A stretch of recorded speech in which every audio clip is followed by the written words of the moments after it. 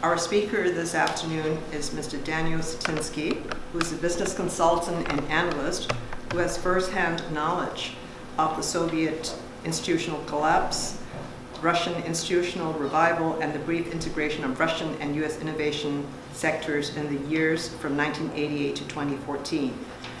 Mr. Satinsky has written numerous publications on these topics, and his most recent work is co-authored with Northeastern University professors Sheila Puffer and Daniel MacArthur, entitled Hammer and Silicon: The Soviet Diaspora in the U.S. Innovation Economy, Immigration, Innovation, Institutions, Imprinting, and Identity. Unfortunately, the bookstore was not able to get paperback versions of the book in time. However, Mr. Satinsky has prepared flyers for the book, so you can pick up a copy of that on your way out. Mr. Satinsky will present his research on globalization, movement of intellectual capital, and innovation in the case of Russia. Dan's presentation will be followed by a question and answer period. Without further ado, I'll turn the podium to Dan. Great. It's a pleasure to be here. I want to thank all of you for coming. I want to thank Professor Tong for inviting me and for providing this opportunity at the Pacific Region Forum. This presentation is based on our book, Hammer and Silicon: Soviet Diaspora and U.S. Innovation Economy, and in that sense I'm representing all three of the authors.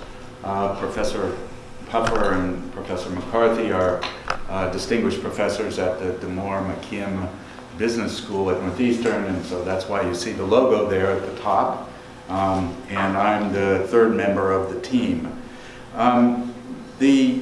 I have much more to say to you today than I can put into the time we have, and I'm afraid I would put you to sleep if I tried to do that. So I want to let you know that what we're going to focus on are three themes. So I'm going to repeat those three, and then I'll tell you when I'm finished with the first one and moving the second and the third. So I hope that by the end of it, I've identified for yourself the things that you're interested in, and you'll ask me questions or express your opinions.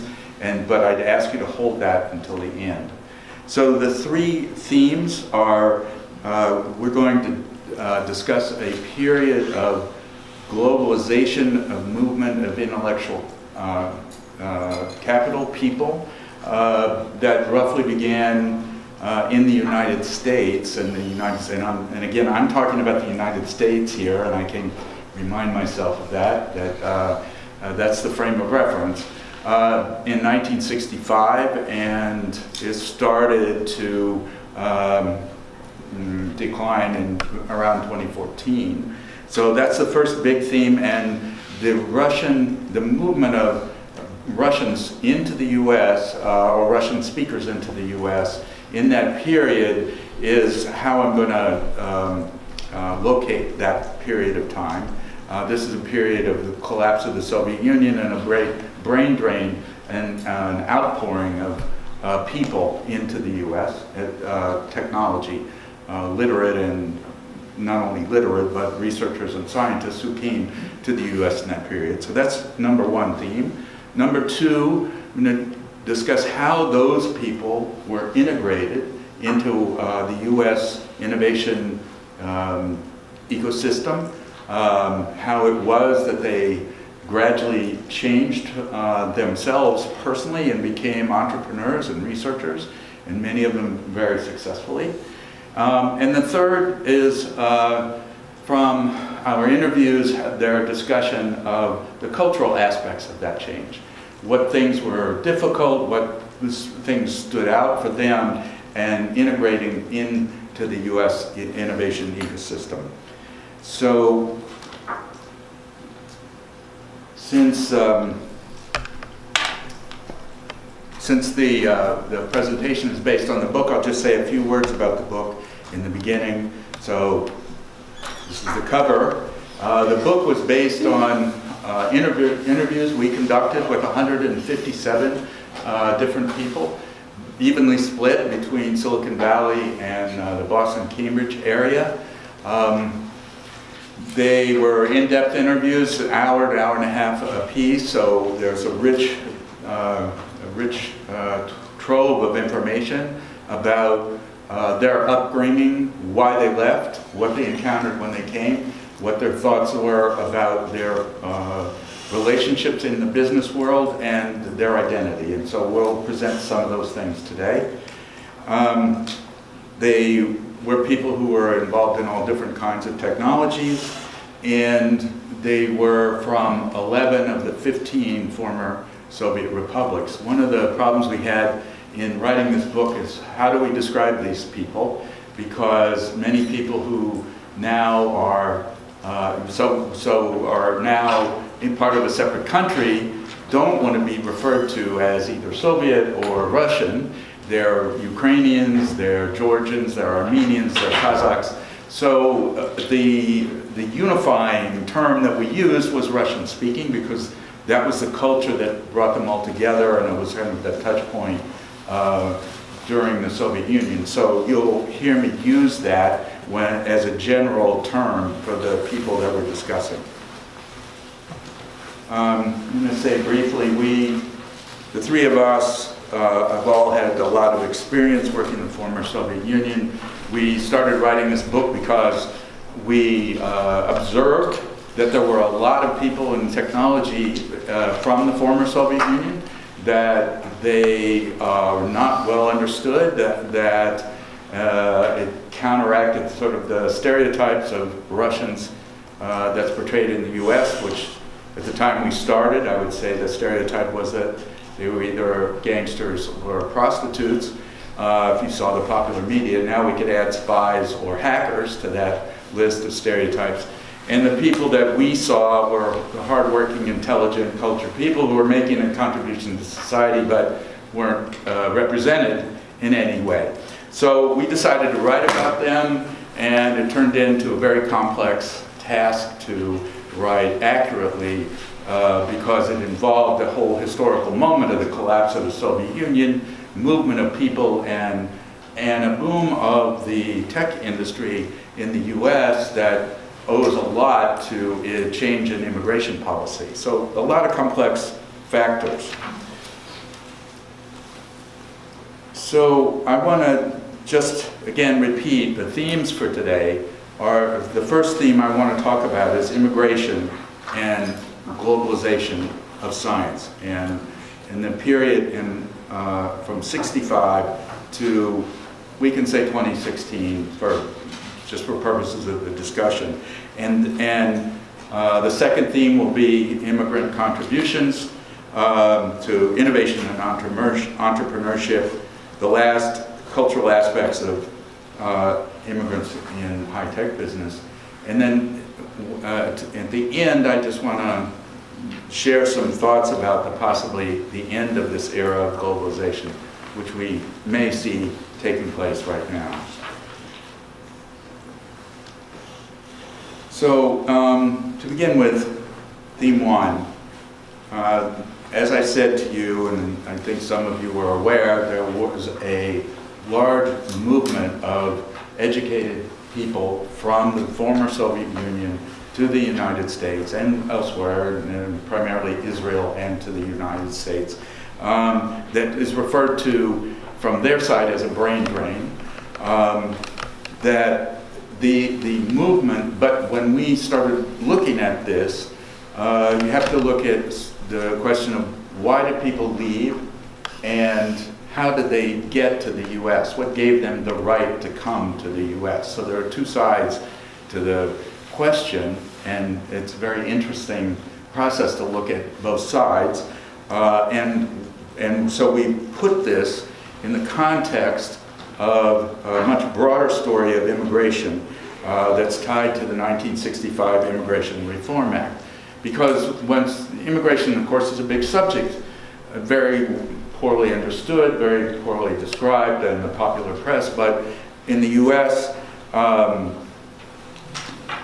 there's a history of regulation of immigration that's important because it's linked to history of labor markets and of periods of definition of what it means to be an American.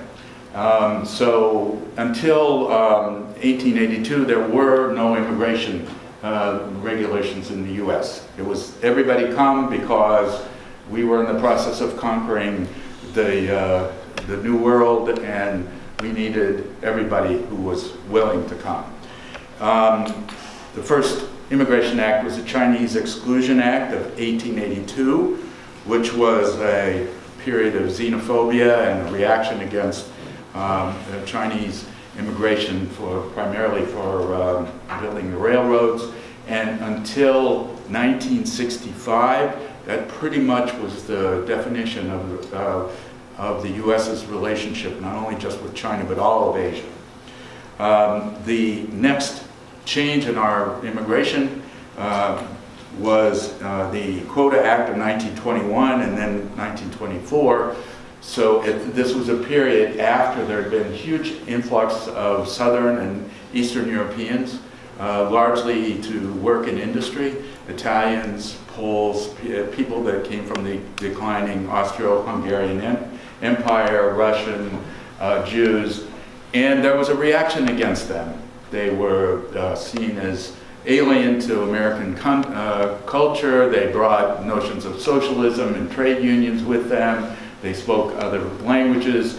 And so these acts, immigration acts, were enacted to prevent them from coming in. And the way that was done was to set up national quotas so that there were a certain number of people from each country admitted every year.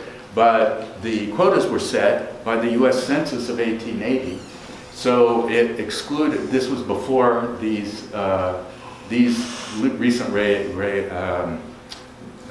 immigrants came, and so they were pretty much excluded from that point forward.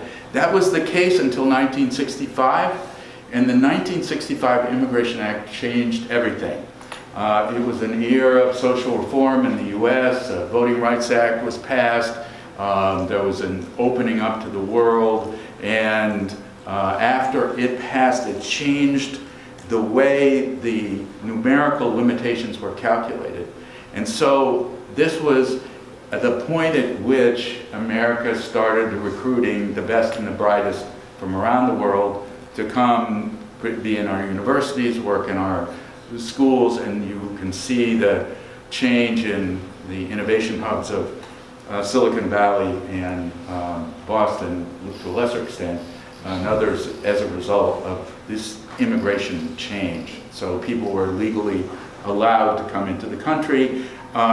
There was a separate status to come into the U.S. as a refugee.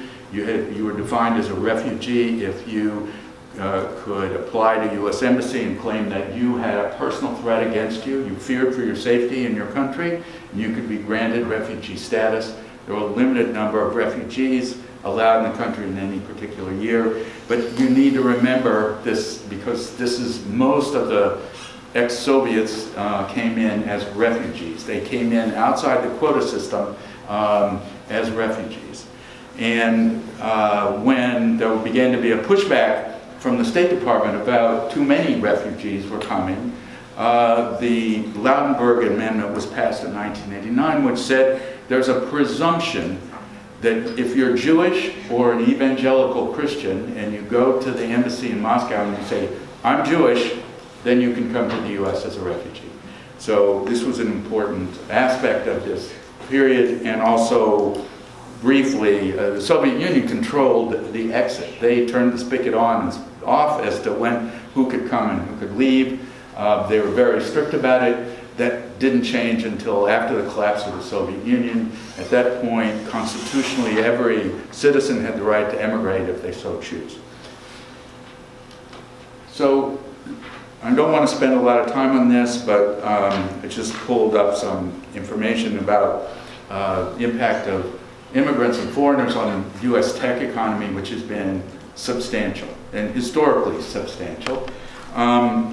In our book, we did not do an extensive survey of the impact. We have anecdotes, and I can tell you lots of stories about great companies that were founded by the people, but mostly we focused on their individual stories, and I can't claim to say the total impact that they had on the U.S. tech economy, but I know that it was substantial. So the immigration from this part of the world came in 3 waves. Wave 1 was 1972 to 1986. This was a period of the Soviet Union. The Soviet Union was controlled how many people could come in and come out. There was a lot of conflict between the US and the Soviet Union over human rights.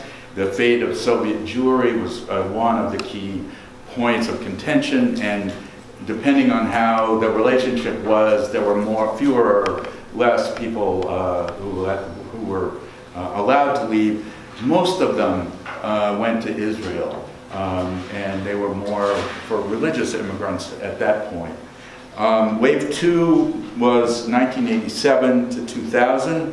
Perestroika came, and Mikhail Gorbachev was interested in better relations with the West, so this was sort of a pawn in that kind of maneuvering, and he reestablished diplomatic relationships with Israel and began to let more Jews leave, but only Jews at this period of perestroika. When the Soviet Union collapsed, then immigration was available to anyone who could find a place to go and which would accept them, and the whole character changed. In Wave 3, 2000 to 2015, Russia has recovered. It's stopped starving its science. It's starting to support science again. There are opportunities in the country, and so the people who leave are more by choice than by necessity in that period, and we'll come back to that. But again, the focus of our book wasn't on immigration as a whole, but primarily on immigration of people with technical skills who participated in high-tech business. And so what was so special about these people, which allowed them to quickly become integrated into the high technology business? It was mainly the strength of the Soviet educational system, its emphasis on science and math, and particularly its emphasis on problem solving rather than rote memory. And the people were highly educated in a number of different scientific disciplines and were much more flexible in coming to solutions to problems, although this kind of goes against all of our stereotypes of a Soviet citizen.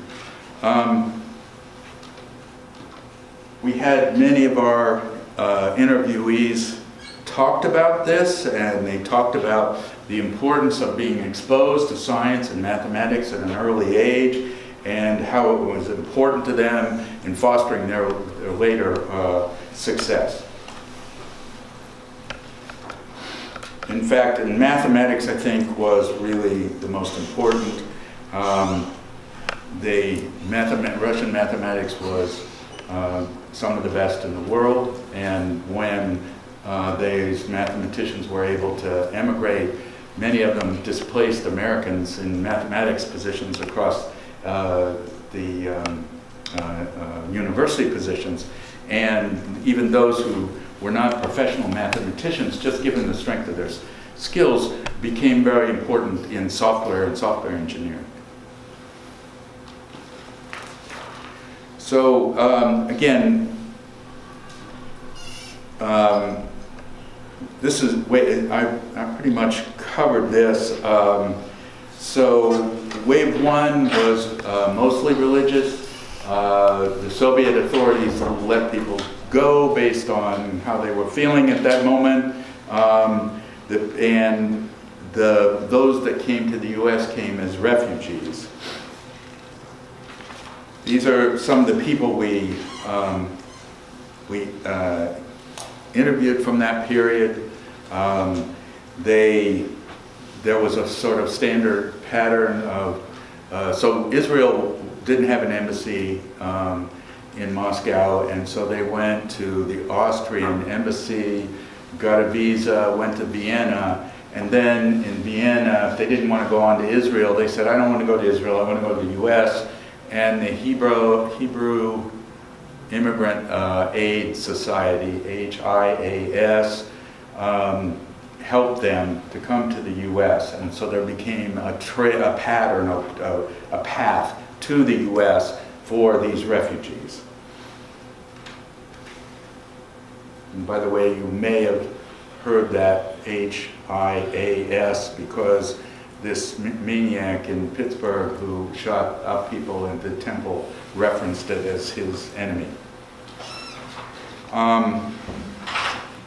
In wave 2, as I said, in the Reagan Gorbachev period, the Soviet officials allowed more Jews to leave, but then the collapse of the Soviet Union meant complete uncertainty, and large numbers of people of the technical intelligentsia left the country.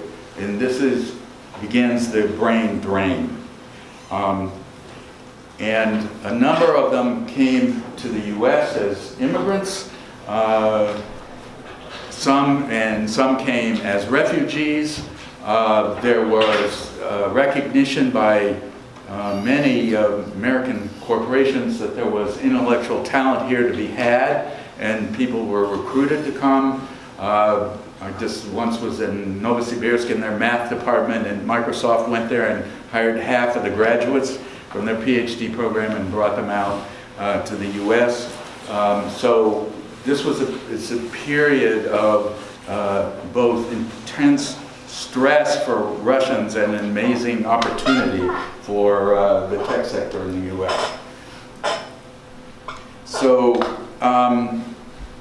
there were a number of reasons why people left. The collapse of the funding for science and infrastructure gave many people no choice if they wanted to continue to be a scientist. Many Russian scientists ended up going into business or some other way to make money for their family. And those who wanted to continue in science had to come to the West in some way or another. At the same time, not only was it the collapse of science, but generally the economy was in collapse. So it was economic necessity forced those who could leave to leave. Many of them came as refugees, even though they really were coming for economic opportunity. But this was a time of economic collapse for the country. And at the same time, there was pull for those people who recognized that for them there was opportunity if they came, that they had unique skills and abilities, that there were things they could do here that they couldn't do there. And we have a couple of folks that we interviewed here. I hope I'm not going through this too fast for you to read this, but I have no intention of reading these slides. I think all of you are capable of reading them yourselves, and I hate that when speakers do it. So please listen and read at the same time if you can please. So by the time wave 3, when you're talking 2000 to 2015, the motivations for leaving the country are different, because those countries of the former Soviet Union that produced oil, meaning Russia, Kazakhstan, Azerbaijan, oil prices had gone up and their economies were stabilized. So there wasn't a push to leave as much, and the government was beginning to fund science again, so you could stay where you were with your family and your lab and do your work. But there were reasons to leave that had to do with opportunity. And so if you were in the tech sector, you may want to come for other reasons. And so it was a movement by choice. And for many people, it was to come to the U.S. for business, for educational opportunities, because of business education in particular.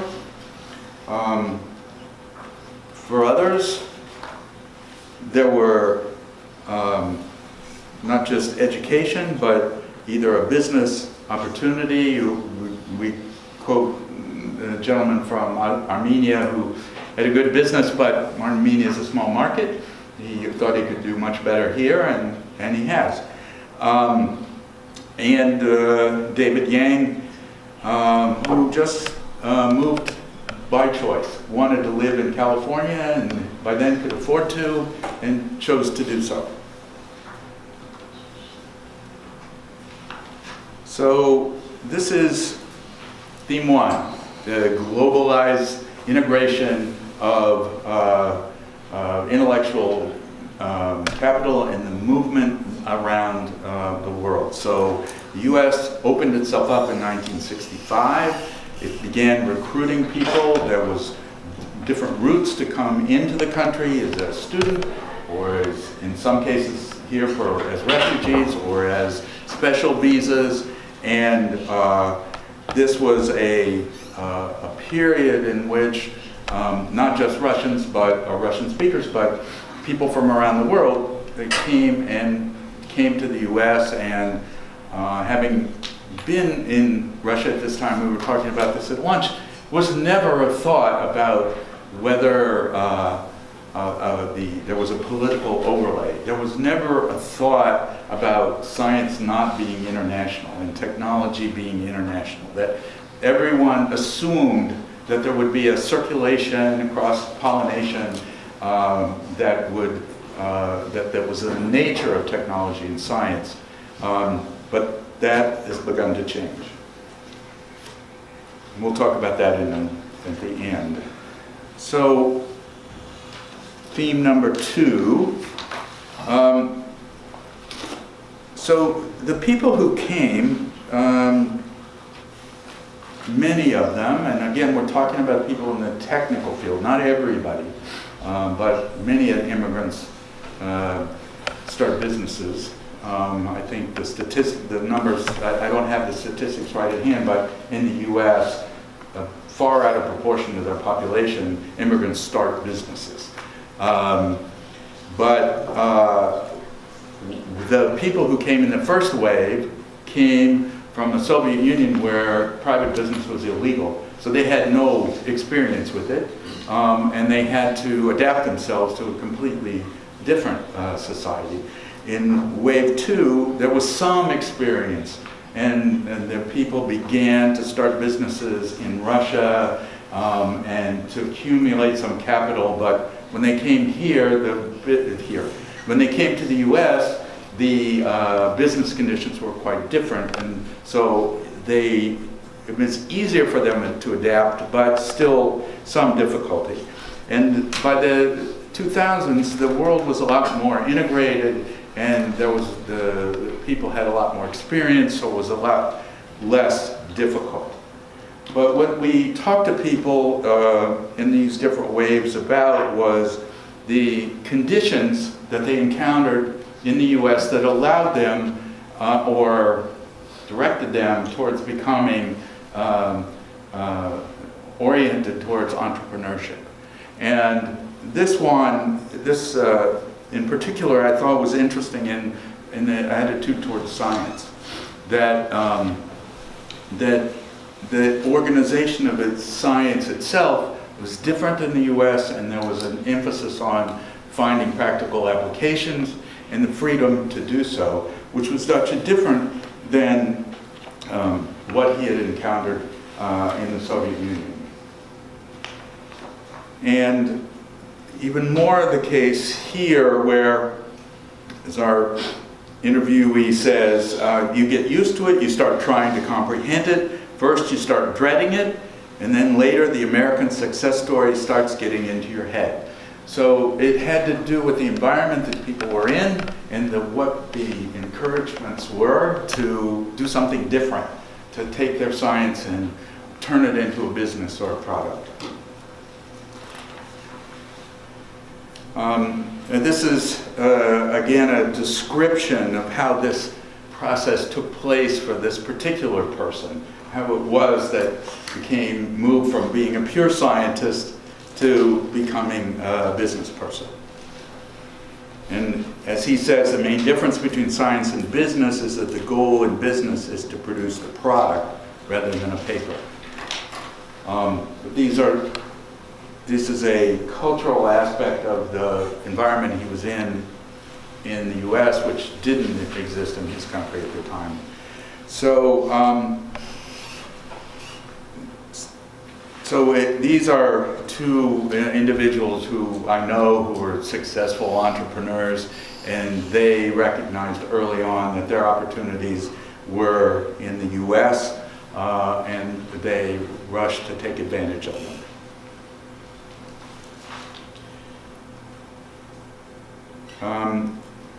Wave 3, as I said, people came as a matter of choice rather than out of necessity. And we can see Tamabi, he's an Estonian, so I'm struggling with his name a bit, but he was one of the founders of Skype, and he describes how he was pulled into Silicon Valley, but it was pulled in by his own choice and his own career path, not by being forced to. And this was, again, the movement of people, the movement of intellectual resource was by choice in this period.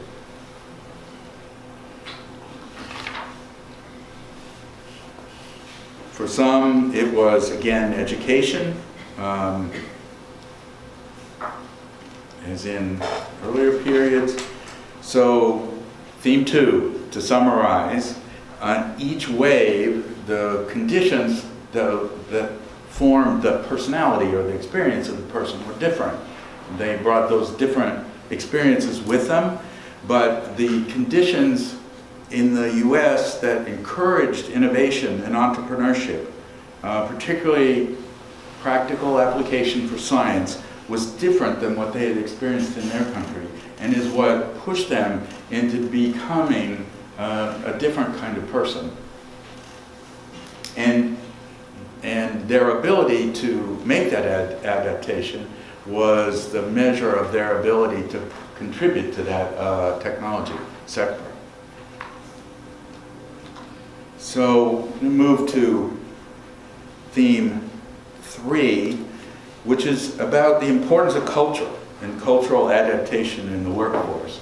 My colleague Sheila Puffer put this in to show how important it is generally in business, soft skills. It isn't just a matter of your math education, but it's your ability to work together with others, and cultural aspects of that are important. And my guess is that some of the things I'm going to mention about those things will going to be familiar to others, and certainly when we've given this talk, people from other immigrant groups have said, yeah, that's the same. So these are, I think, a little kind of general issues for anyone coming into a different culture.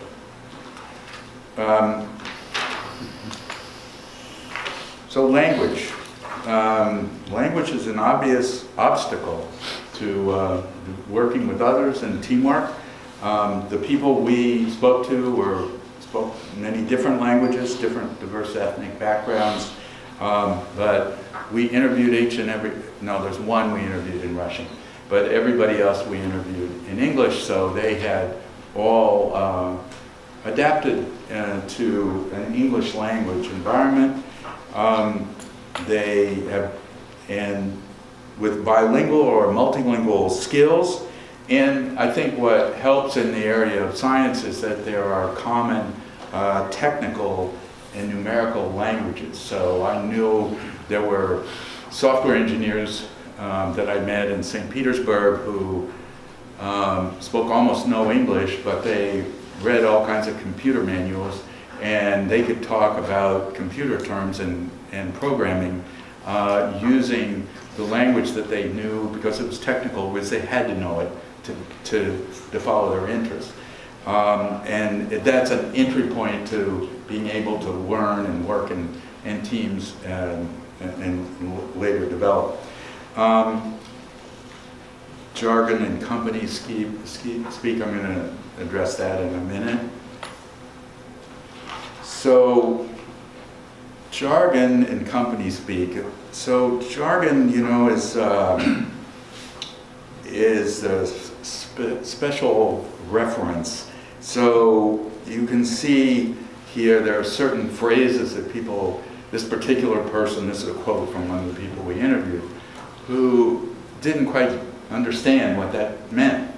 And so they would get to a certain point in the conversation and it would be a blank spot. So it's just, there's nothing to be said other than that this is a process. This is one of the things that people confront in trying to work in a work environment.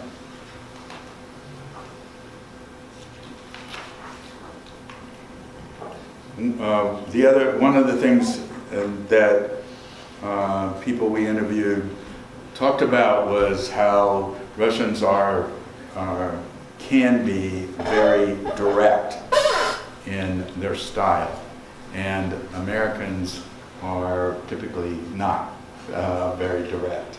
And so there's an adaptation process that this particular person had to go through. This is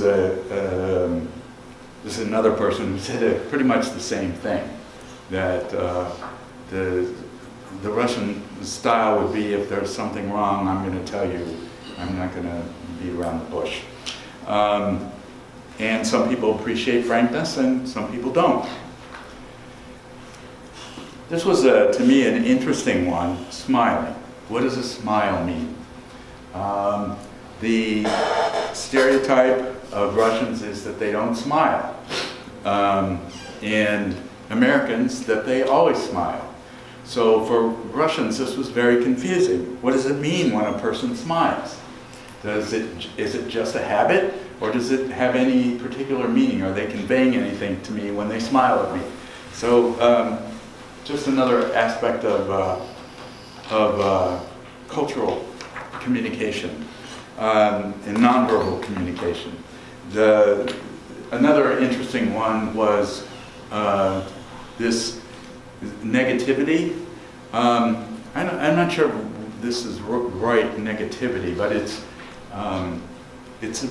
what where do you start from? Americans will always be, not always, many Americans are optimistic and can do, and problems can be solved. And often the Russians would be on the other side, say, well, this is why you can't do this, this is why you can't do this, this is why it'll fail. But then the next day they'll show up with a solution to the problem. So you can't necessarily read the reaction by the way the person expresses their approach to the problem. And this is again the same kind of problem. In America, you're supposed to be positive and think how we can make things happen, versus this is not going to work. You can see this could lead to misunderstandings in a work environment. There's another, again, cultural aspect of being right and deciding that it's most important to show that I'm right. And right sometimes means being skeptical of what the other person is saying, so there's different approaches that appear. And humor is always different between cultures. It's also an aspect of your work environment, and you don't understand each other's humor.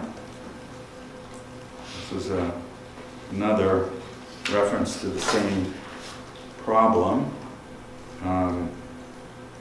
Different notions of what is, in this case, appropriate, and what humor means, and again, just the experience of someone with it. Trust is an interesting aspect of this. What we have found, and I think the Russian people would express, is that they do not trust strangers, and trust is hard to build, whereas Americans often do trust strangers, and Russians rely on close networks of personal friends and schoolmates, and those last a lifetime.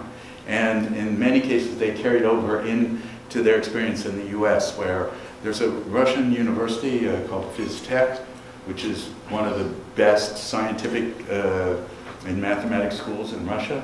And the graduates from PhysTech remain in touch in the United States and have what they call the PhysTech mafia. So they know each other and they help each other out. And I read some references to the financial sector where their use of algorithms was highly treasured by some of the financial companies, but I couldn't track down anything more than that.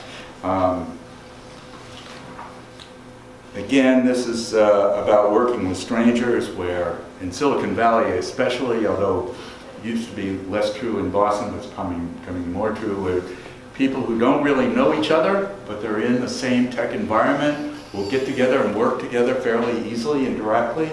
This goes against the grain of Russian experience. The last thing along this cultural lines that we asked people was about identity. So they are immigrants to a new country, and they come from a different background, and so we asked them, what's your identity? Who are you? And the answers were all over the place, but honestly, for most of them, it depends on the context in which you ask them. So identity becomes a kind of a complex question.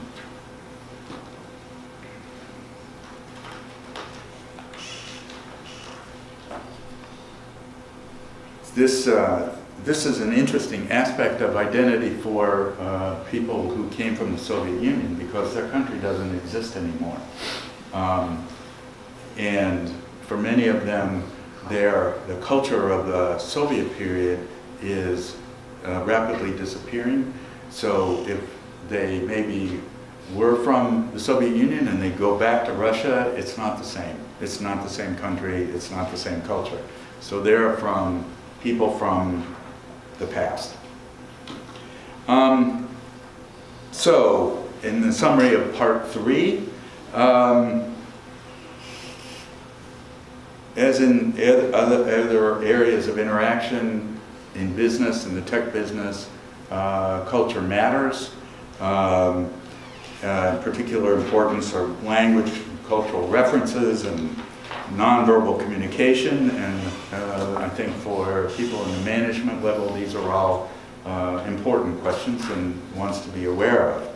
So those are my 3 main themes, and I just want to throw out some things that maybe you can join in for. There's some themes and kind of bringing this picture to a close. This period of interchange between Russians and Russian-speaking technology people and the U.S. technology people pretty much came to a close in 2014, at the time of the Ukrainian Revolution and Crimea being incorporated into the Russian Federation, sanctions being enacted. There's pretty much the notion of that Russia in particular should be isolated, and even some of the people, I mentioned Victor Vixelberg here because he was an important figure in promoting technology exchange, and he's now on the sanctions list, so many of the people can't come to the U.S. So there is a dramatic change that took place in the circulation of intellectual capital as a result of these political events. And I think some of you in this room will know more about this topic than I do, but this same process is taking place with China, where the U.S. immigration policy is changing and is a reflection of political changes with China, and is, again, leading to efforts to sort of detach or break up this globalization of an interchange of intellectual capital. And I think that, again, quick Google research, I'm not an expert in this area, but what it showed is up until 2013, most Chinese students who came for PhDs plan to stay or stay for extended periods, but that's changing, and it's changing partly because of the opportunities in China and partly because the sense of not being welcomed or the difficulties of being posed by immigration. And at the same time, I should say, it's not on here, but there is increasing collaboration between China and Russia in areas of technology, and kind of an emerging alliance between them. So while the US policy may be to isolate them, they actually are pushing them closer together. I put this slide in because I thought, well, I'm in Canada and maybe this is an opportunity for Canada, but the statistics show that an increasing number of Chinese students coming to Canada. And so if you're not welcome one place, you certainly want to go somewhere else.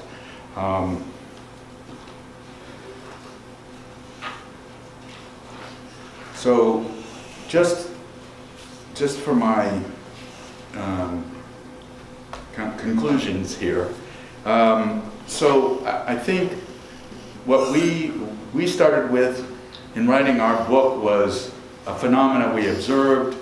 We then put it in a place of a context of globalization and exchange of intellectual capital, and then we found that coming to an end, and we're seeing U.S. immigration policy change in response to sort of political goals, which are leading to, or could be leading to, a fracturing of this globalized technology world, and a retreat from U.S. competing for the best international human capital. I think the slogan of the administration is Buy American, Hire American.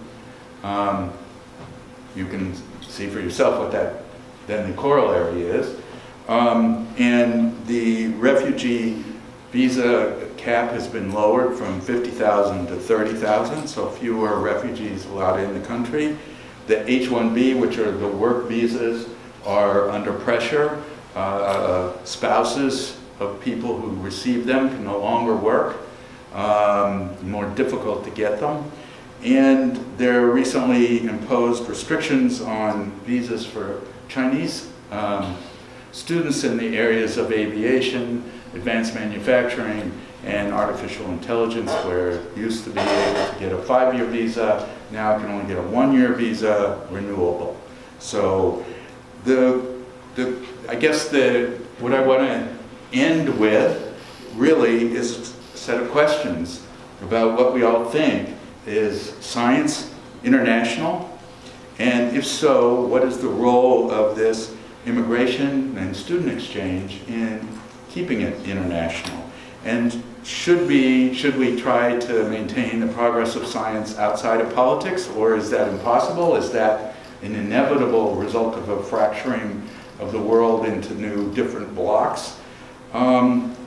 And what does this mean about the future for movement of scientists and high-tech entrepreneurs around national borders? And I don't have answers for those questions. I don't think any of us do, but I think they are emerging questions. And I hope that before we go to question and answer, I'll give one last plug for our book.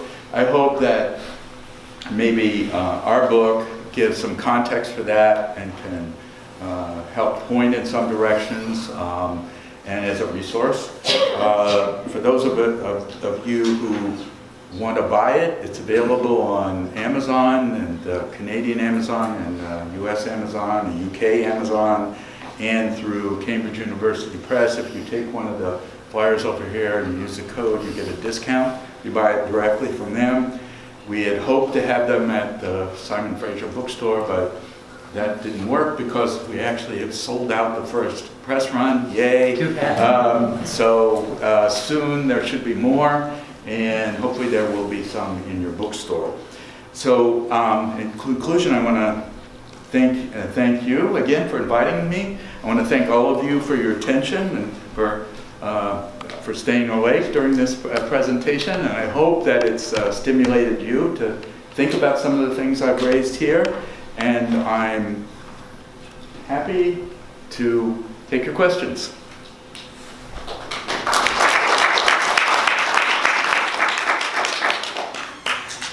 Please. I found your comments about the U.S. characteristic of not being direct being quite counter to my own experiences, particularly with Europeans and Eastern Europeans, where they almost inevitably say how much they enjoy dialogue with U.S.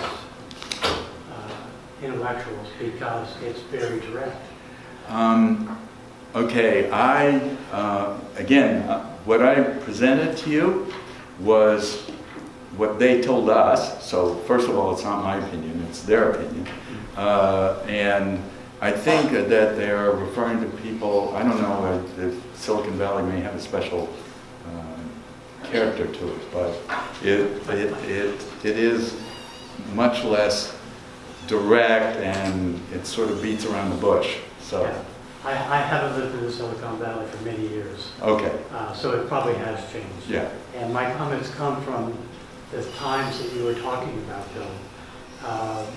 And primarily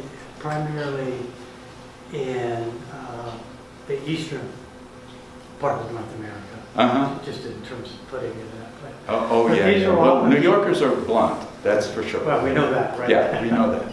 But also I found I had this experience in places like National Research Council in Canada and in the U.S. military complex in the Washington, D.C. area. So it's just interesting. It's quite different than what you observe or what they observe through direct contact. Right, but I think what you're saying exposes some of the dangers or difficulties of generalization about culture. And so while we can identify, what people perceive, but other people perceive differently. So culture is a kind of fuzzy concept, I think, and difficult to rely on stereotypes. Well, I guess I'd like to respond to this question because I had a similar question when you presented that. And in non-Western, when I live in my country, the image or the message always that American very direct. But then after I came here and, what it means by not direct is because in America, in the United States, it's with all this political movement, with you have to be sensitive, you have to be politically correct, you have to be, so when somebody wants to express, you have to be a little bit careful, tactful maybe. But when you see the written message, I think it's more direct. Good comment, thank you. How do you define the ecosystem of entrepreneurship? Okay, so the word ecosystem is not an economic term, and it's taken from biology to describe a set of interrelated factors, and usually if you take one out, then it either causes the ecosystem to fail or to change. So when people started using this term for innovation ecosystem, it has to do with having universities and science with ideas, having venture capitalists who are or angel investors who finance the development of companies, It has to do with having state agencies that support the development of innovation. It has to do with having industry associations in which people can exchange ideas and develop. And so it is a complex of institutions which are almost all present at the same place that allow for new companies to be formed. And it doesn't mean they're always successful, but it certainly allows for new companies to be formed. So, for instance, you know, when in the U.S., if you look at, cities like Akron or Cleveland or Indianapolis, usually they're missing one of those elements. They may not have angel investors.